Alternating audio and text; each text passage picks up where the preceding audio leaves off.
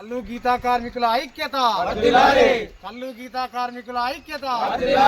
ఈ నెల 28వ తేదీన సూర్యాపేటలో జరిగే బహిరంగ సభను విజయవంతం చేద్దాం, విజయవంతం చేద్దాం, విజయవంతం చేద్దాం, విజయవంతం చేద్దాం. కల్లు గీతా కార్మికుల ఐక్యత.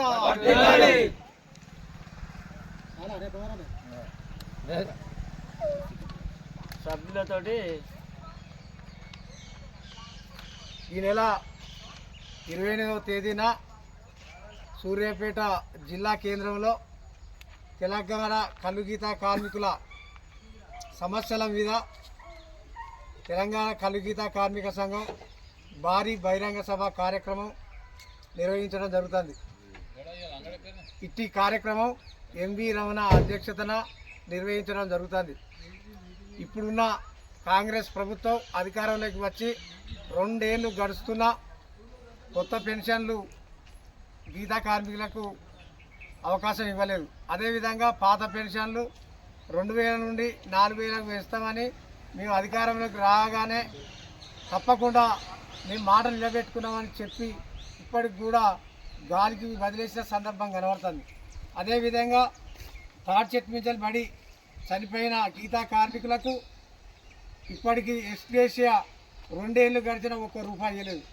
వికలాంగులైన వారికి కూడా ₹1 కూడా ఇవ్వలేదు. అదేవిధంగా ఈ జిల్లా మేము అధికారంలోకి వస్తే గీతా కార్మికులకు మద్యపానం వల్ల తీవ్ర ఇబ్బందులు అవుతున్నాయి. మేము బెల్ట్ షాపులను లేకుండా చేస్తాం. గీతా కార్మికులను ఆర్థికంగా ఆదుకునే విధంగా బెల్ట్ షాపుల మీద చర్యలు తీసుకుంటామన్నారు. అది కూడా ఇప్పటికీ ఎక్కడ వేసిన గొంగలు అక్కడనే ఉన్నది.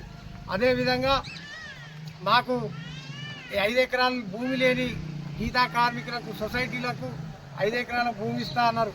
అది అక్కడనే ఉన్నది.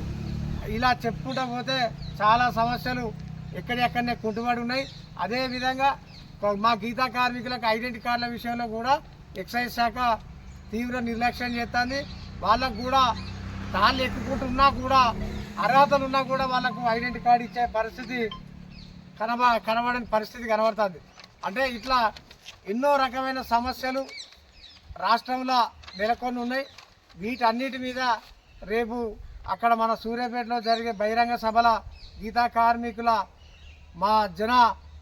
మా కార్మికుల హక్కుల కొరకు కొట్టాడే విషయంలో రాష్ట్ర ప్రభుత్వం మీద ఒత్తిడి తెచ్చే విధంగా మేమందరం దాదాపు 1,00,000 నుంచి 1,50,000 మంది సూర్యాపేట జిల్లా కేంద్రానికి చేరుకుని ఈ మొద్దు నిద్రపోతున్న ఈ ప్రభుత్వం మీద ఒత్తిడి తీసుకొస్తాం.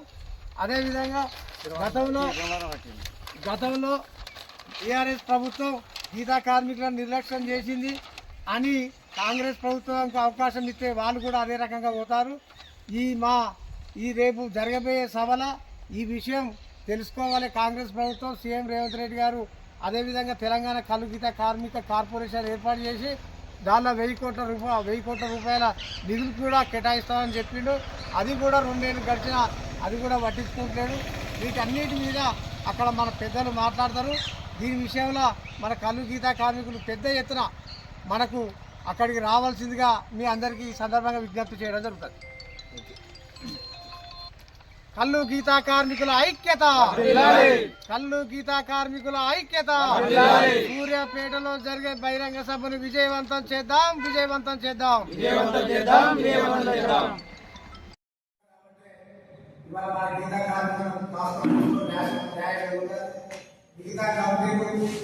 ఎక్కడ కూడా మన తెలంగాణ కావచ్చు, ఆంధ్రప్రదేశ్ రాష్ట్రం కావచ్చు, ఏర్పడ్డ కార్మిక మన సంఘం ఏర్పడ్డ కార్యక్రమం మొదటి బహిరంగ సభలు పెట్టిన చరిత్ర కూడా మన సంఘానికి తెలంగాణ కల్లు గీతా కార్మిక సంఘానికి ఉన్నది.